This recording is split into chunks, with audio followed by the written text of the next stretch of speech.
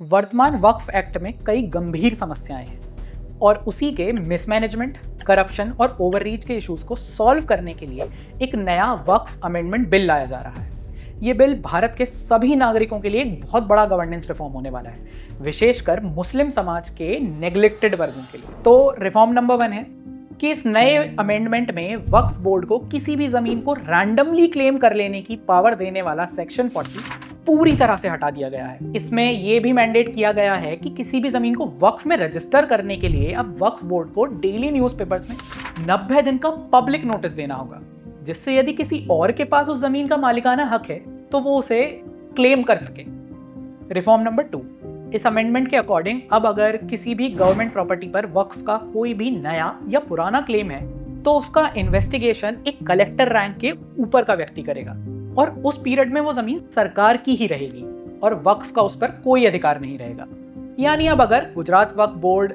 सूरत municipal corporation की जमीन पर क्लेम करेगा तो उन्हें अपनी ही जमीन बचाने के लिए हाई कोर्ट में केस नहीं लड़ना पड़ेगा। रिफॉर्म नंबर 3,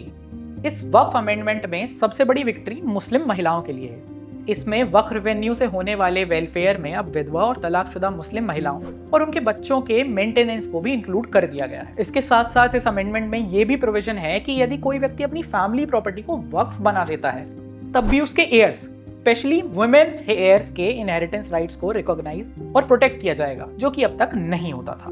रिफॉर्म नंबर 4, सरकार ने देश की सभी वक्फ प्रॉपर्टीज की डिटेल्स का एक सेंट्रलाइज पोर्टल और डिजिटाइज डेटाबेस बनाने का प्रोविजन भी किया है। इसके साथ साथ अब कोई भी नई वक्फ क्रिएट करने के लिए उस प्रॉपर्टी के राइटफुल ओनर को एक स्टैंडर्डाइज डीड प्रोड्यूस करनी होगी, जिसके लिए उसका कम से कम 5 वर्ष के लिए प्रैक्टिसिंग मुस्लिम होना जरूरी है। इससे किसी भी प्रॉपर्टी को इलीगली वक्फ बनाने का स्कोप पूरी तरह से खत्म कर दिया गया है। रिफॉर्म नंबर 5, ये बिल अब तक नेग्लेक्टेड रहे बोहरा और आगा खानी मुसलमानों को उनके अलग अलग वक्फ बोर्ड बनाने का अधिकार भी देता है और उन्हें अब शिया और सुन्नी समाज से डोमिनेटेड रहे स्टेट वक्फ बोर्ड्स में रिप्रेजेंटेशन भी प्रोवाइड करता है। रिफॉर्म नंबर 6, इस बिल के अकॉर्डिंग कोई भी मुतवल्ली यानी केयर टेकर अगर वक्फ प्रॉपर्टीज का 1 वर्ष तक प्रॉपर रिकॉर्ड मेंटेन नहीं करता है तो उसे उसके पद से हटा दिया जाएगा और ऐसा कोई भी व्यक्ति अब मुतवल्ली नहीं बन सकता जिसने किसी भी वक्फ प्रॉपर्टी पर कभी भी कोई एनक्रोचमेंट करके रखा हो, जैसा कि अब तक होता आ रहा था। रिफॉर्म नंबर 7, इस बिल में सेंट्रल वक्फ काउंसिल और स्टेट वक्फ बोर्ड्स की गवर्नेंस को एफिशिएंट और ट्रांसपेरेंट बनाने के लिए उनका रीऑर्गेनाइजेशन भी प्रपोज किया गया है, जिसमें एमपीज, एमएलएज, जजेस, advocates, nationally eminent persons, additional और जॉइंट सेक्रेटरी लेवल के गवर्नमेंट ऑफिशियल और कुछ नॉन मुस्लिम मेंबर्स को भी इंक्लूड किया जाएगा। रिफॉर्म नंबर 8, जहां पहले वक्फ से जुड़ी किसी भी शिकायत में बायस्ड और करप्ट वक्फ ट्रिब्यूनल्स का डिसीजन ही फाइनल होता था और आप उसको हाई कोर्ट के अलावा सिविल या किसी और कोर्ट में भी चैलेंज नहीं कर सकते थे, इस नए अमेंडमेंट ने सभी भारतीय नागरिकों को वो राइट टू जस्टिस भी रिस्टोर कर दिया है। इसके साथ वक्फ ट्रिब्यूनल में केस सुने जाने की 2 इयर्स की टाइम लिमिट को भी बढ़ा दिया गया है और वक्फ बोर्ड के डिसीजन के अगेंस्ट अपील करने के समय को भी 60 से 90 दिन तक बढ़ा दिया गया है। रिफॉर्म नंबर 9, पहले वक्फ लैंड पर एनक्रोच करने पर रिगरस इम्प्रिजनमेंट का प्रोविजन था, जिसका मिसयूज करके वक्फ बोर्ड के करप्ट मेंबर्स अधिकतर उन जमीनों में रह रहे गरीब मुसलमानों और बाकी लोगों को डराते धमकाते थे। लेकिन अब इस पीनल प्रोविजन के रिगरस इम्प्रिजनमेंट को सिंपल इम्प्रिजनमेंट में चेंज कर दिया गया है।